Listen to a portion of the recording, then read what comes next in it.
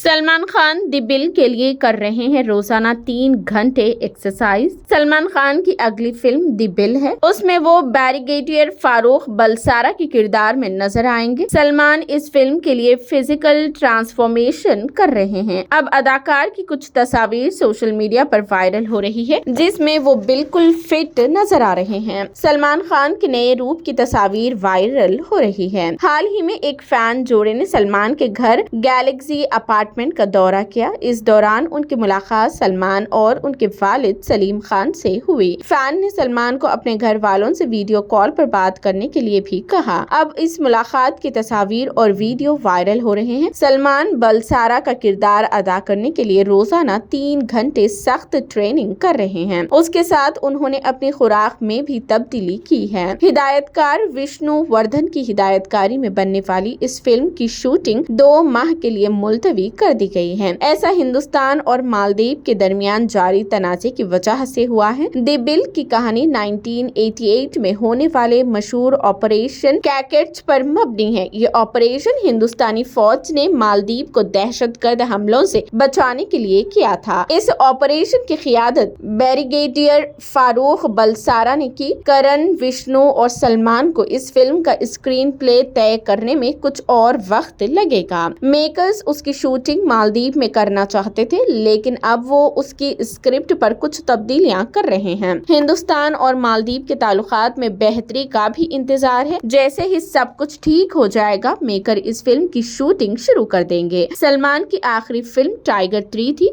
12 नवंबर 2023 को रिलीज होने वाली इस फिल्म ने हिंदुस्तान में 250 करोड़ रुपए और दुनिया भर में 466 करोड़ रुपए कमाए।